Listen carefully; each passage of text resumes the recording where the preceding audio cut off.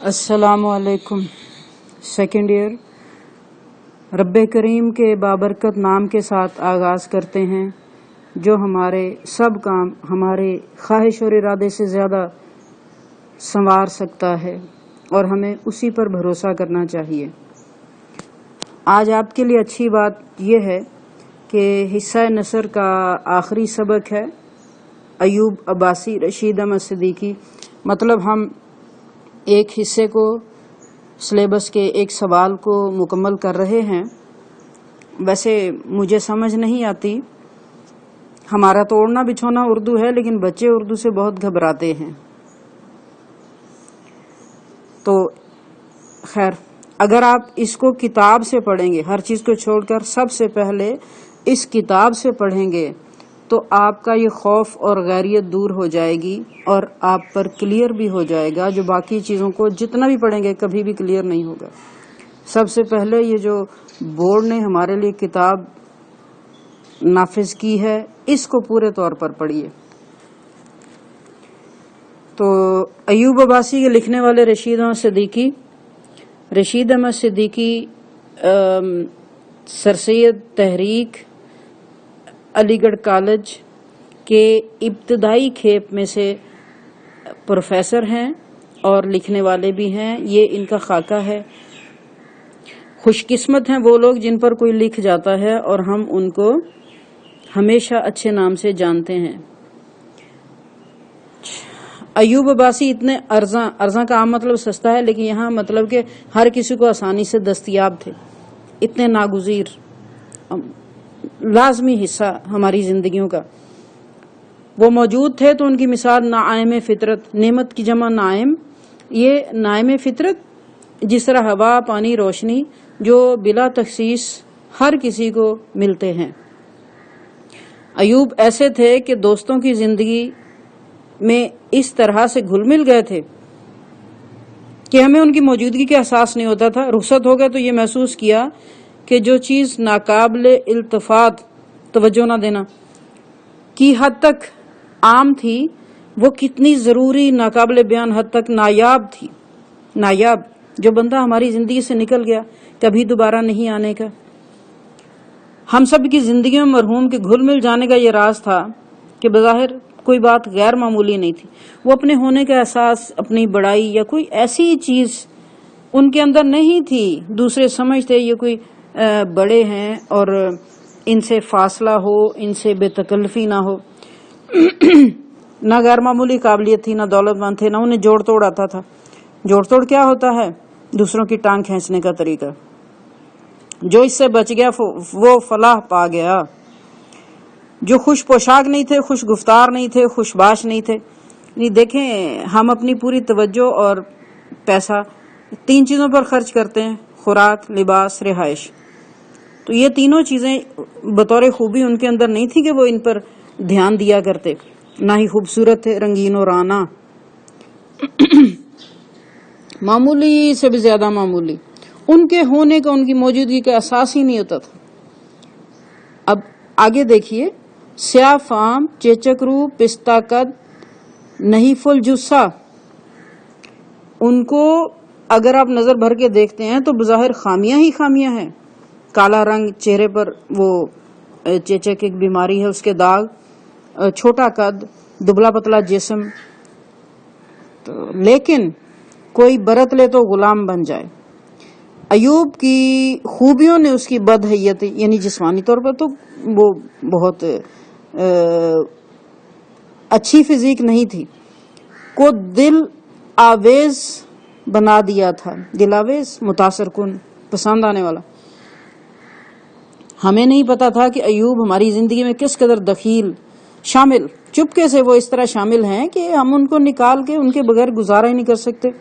ان کی موت نے سب کو بے قرار، مایوس، بے دست و پا جس کا کوئی آسرا نہ ہو، یعنی نہ سر ہے نہ پاؤں ہے۔ سب جانتے ہیں کہ ان کی جدائی کا جو علم مجھے ہے، کسی دوسرے کو اس سے کم نہیں ہے۔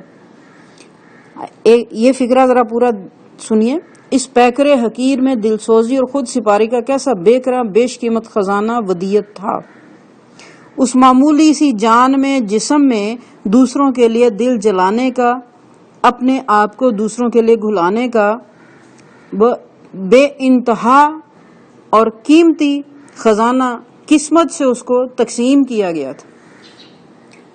مجھ پر، بچوں پر، دوستوں اور میرے خاندان پر جان چھڑکتے تھے، اور ذرا بھی احتمال شک ہوتا کہ کسی کا آنا میرے لیے تکلیف دہ ہوتا تو کسی نہ کسی طرح خود ہی اس چیز کا سدباب کر دیتے، اس چیز کو روک دیتے، کسی کو پتہ ہی نہیں لگتا۔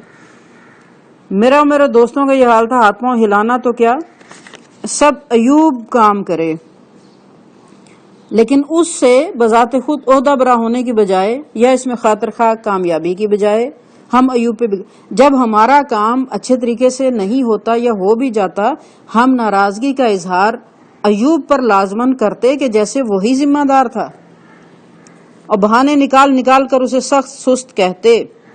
معمولی ملگجی شیروانی، ملگجی جو میل کی وجہ سے اس کا رنگ غائب ہو جائے، میلا مفلر گلے میں لپیٹے جلدی جلدی چلے آ رہے ہیں، چھوٹا قد، مشکل سے 5 فٹ، مشغول و منہمک، کسی چیز میں ہیں، کسی فکر میں ہیں، کہیں لگے ہوئے ہیں، انہیں کسی چیز کی پرواہ نہیں ہے۔ تو ایوب کا گھر، یہ کیا کہنا چاہیے، یونیورسل ٹروتھ ہے، 12 مہینے 3rd کلاس کا مسافر خانہ بنا رہتا تھا۔ جس کسی نے ٹرین کا سفر کیا وہ اس چیز کو سمجھ سکتا ہے کہ وہاں کس قدر رش ہوتا ہے، بالخصوص اعزاء اور دوستوں کے لڑکے۔ وہ کیا ہے کہ اس وقت علی گڑھ سب سے معتبر ادارہ تھا، پورے انڈیا میں سے مسلمانوں کے بچے وہاں تعلیم کے لیے آتے، اور جس کسی کا کوئی عزیز جیسے آج کل لاہور کراچی میں ہے موجود ہے تو وہ بے فکر ہو کر ہم بچوں کو ان کے ہاں چھوڑ جاتے، پھر ساری ذمہ داری ان کی۔ میں بلاخف تردید کہہ سکتا ہوں کہ ایوب کے گھر میں قیام کر کے ان کے خرچ توجہ سے ان کے بال پر بہت سے دوست و احباب کے بچوں نے علی گڑھ میں تعلیم حاصل کی، وہ اپنا پیسہ لگاتے، خرچ لگاتے، گھر میں رکھتے، کھلاتے پلاتے سب کچھ، اور کالج کے مسائل بھی ان کے حل کر کے داخلہ کرواتے۔ ان کے گھر میں طالب علموں کا ہجوم دیکھ کر ہمارا دم گھٹنے لگتا، اتنی مصروفیت کے بعد یہ شخص زندہ کیسے ہے، اس کے حواس کیوں کر بجائیں۔ ہم پر بہت سا کام ڈل جائے تو ہم پریشان ہو جاتے ہیں، کچھ کو چھوڑ دیتے ہیں، لیکن وہ ایسے نہیں کرتے تھے، ہر چیز کو یکساں طور پر توجہ کے ساتھ، اہمیت کے ساتھ نپٹا رہے ہیں، اور باری باری کر کے وہ بغیر پریشان ہوئے سارے کام کر لیتے۔ دوستوں میں کوئی بیمار پڑا، پاؤں دبا رہے ہیں، سر میں تیل ڈال رہے ہیں، دوا لا رہے ہیں، کھانا تیار کر رہے ہیں، بیمار چڑچڑا ہو جاتا ہے، یعنی وہ سب کچھ کر رہے ہیں لیکن مریض شکریہ کی بجائے سخت سخت کلمات ہی کہے گا۔ ایوب کی سیرت کا نادر، عجیب، پسندیدہ پہلو یہ تھا کہ ہر بڑا چھوٹا ان سے عزت آمیز محبت کرتا تھا، ترس کھا کر نہیں بلکہ ان سے محبت کرنے میں مزہ آتا تھا۔ ایوب سے محبت نہ کیجیے، عزت نہ کیجیے، محسوس ہوتا ہے کہ ہمارے اندر شریفانہ جذبات کی کمی ہے۔ معاوضے کا احساس شاید ان میں پیدا ہی نہیں کیا گیا تھا، بڑے چھوٹے کے لیے یکساں طور پر وہ تندہی سے اپنے سارے وسائل توجہ لگا کر کرتے رہتے تھے، اور ان کو پرواہ نہیں تھی کوئی ان کے لیے کرتا ہے یا نہیں کرتا۔ پروووسٹ کا دفتر، یہ ہاسٹل سپریڈنٹ میں اعلیٰ عہدے پر ہونے کی وجہ سے ان کا ہر کسی سے سامنا ہوتا، اساتذہ، بیرا، باورچی، نائی، چپڑاسی، بھنگی، بہشتی، سب طلباء کو مطمئن رکھنا کوئی معمولی بات نہیں تھی، لیکن اچھا ہر طرح کے خاندانی حالات سے واقف رہتے، اور ان کے یہاں تعلیم معاملات سے بھی۔ ہر طالب علم ان کو اپنے گھر کے بزرگ اور خیر اندیش کی حیثیت سے دیکھتا تھا۔ یونیورسٹی میں سٹرائک ہے، لڑکے بے قابو ہو رہے ہیں، کسی اور کی وہ بات سننے ماننے کو تیار نہیں، لیکن ایوب کا طرز عمل صلیب احمر کا ہوتا تھا، یعنی صلح کا جھنڈا وہی لہراتے تھے، فریقین کے اندر امن و امان قائم وہی کرتے تھے، کوئی اور نہیں کر سکتا تھا۔ ایوب یونیورسٹی کے معاملات سے حتی المقدور یعنی ممکنہ حد تک اپنے دوستوں کو الگ رکھتے تھے، کبھی اس چیز پر گفتگو نہیں ہوتی تھی کہ ہمارے دفتر کے سرکاری معاملات کیا ہیں۔ اپنے خاندانی قضیوں کا تذکرہ چھیڑتے، جو کچھ دل میں ہوتا بیان کر دیتے.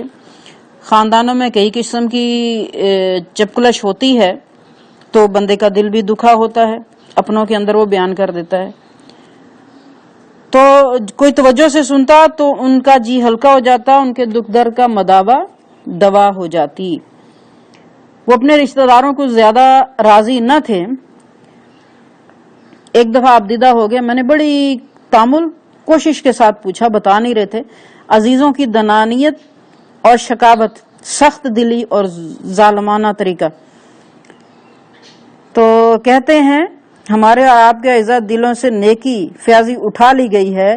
اغیار کو یہ با مسرور اور با فراغت دیکھ کر خوش ہوں گے اور فخر کریں گے، لیکن اپنوں کے پاس کچھ ہے تو یوں لگتا ہے کہ یہ ہمارا غصب کر کے، زبردستی قبضہ کر کے انہوں نے حاصل کیا ہے. ان کو نہ ملتا تو ہمیں ملتا. کہ وہ سمجھتے ہیں آپ نے ان کی نعمتوں پر قبضہ مخالفانہ جما رکھا ہے. بصورت دیگر ان کے قبضے میں آتی وہ کبھی نہ دیکھیں گے کہ خود کتنے ناکارہ بے اطمینان ہیں. یہ بھی یونیورسل ٹروتھ ہے. ہمارے آپ کے سبھی کے رشتہ دار یہی کرتے ہیں کہ آپ کی حیثیت بہتر ہو جائے تو ان کو ناپسند ہوتی ہے. میرا مقصد یہ تھا کہ ان کی بھلے منصاہٹ کی لوگ، بھلے مانس کہتے ہیں کہ بہت شریف آدمی ہو، کسی کے لیے بدنیتی نہ کرنے والا ہو، خرابی نہ کرنے والا ہو. بھلے منصاہٹ کی بات یہیں تک ختم نہیں ہوتی. واقعہ یہ کہ جس شخص یا بات سے مجھے خوشی اطمینان ہوتا مجھے شریک کرتے. دوسرا یہ کہ میں نے ان کے انتخاب کو پسند کر لیا تو اس پر استناد کی مہر لگ گئی. اپنا ہر کام مجھے بتاتے، ہر تعلق بات، اور جب میں کہتا کہ ہاں ٹھیک ہے تو ان کو ایسے اطمینان ہوتا ہے کہ جیسے سند مل گئی ہے. بازے میں خود اپنے خیال میں جس کسی کو مجھ سے ملواتے سمجھتے میں نے ایک معقول آدمی سے، یہ اپنے اوپر طنز کیا ہے، میں نے معقول آدمی سے تعارف کروایا ہے. بظاہر یہ باتیں دور ازکار، یعنی ان کا میرے موضوع سے تعلق نہیں ہے، بار خود غلط ہونے پر دال ہیں کہ میں اپنی ہی تعریف کیے جا رہا ہوں اپنے منہ سے. لیکن مرحوم کی بعض تحت شعوری سے، یعنی جو چیز وہ بیان نہیں کر رہے منہ سے، ان کے دل میں یہی ہوتا ہے تو میں اس سے واقف ہوں. وہ ایسا ہی چاہتے تھے. اچھا، بے تکلف دوستوں بیٹھے تھے. ردا کدا کے بعد کہنے لگے کہ پتلون پہنا کیجئے. کہ دوسرے دوست نے کہا قیامت تک نہ پہنیے گا، اس نے سلوائے پہننا چاہتا ہے اور آپ لوگوں کو بھی شامل کرنا چاہتا ہے. یہ اس وقت دیکھیے انگریزی لباس سے نفرت مسلمانوں میں اس حد تک تھی، کوئی پہنتا تو اسے پاس قریب والے نہیں چھوڑتے تھے. ہم سب ڈاکٹر عباد الرحمان کے ہاں تھے. ایوب نے کہا سردی لگ رہی ہے، وزنی کوٹ لا کے اڑایا. پھر کہتے سردی لگ رہی ہے رشید میں چلا. ان کے چہرے کو دیکھ کر ہم چونکے، اڑا ڈھکا کر مکان پر چھوڑا. بخار نے زور پکڑا، دوستوں کی تشویش بڑھی، مایوسی بڑھی، مرض الموت بڑھا. جب ایک دم بیمار ہوئے ہیں اور بیماری نہیں جا رہی تو بچے وہ بیماری لینے کے لیے آتی ہے کہ وہ بیماری تو ہے ہی نہیں، وہ تو موت ہے. شام کے قریب نزاع کے عالم میں تھے. مکان کے باہر یونیورسٹی کے طلبہ، عمائدین، معتبر لوگ، معزز کا ہجوم تو تھا ہی. میں نے کسی مرنے والے کے دروازے پر مرنے سے قبل پچھلے 25 سال میں ایسا نہیں دیکھا.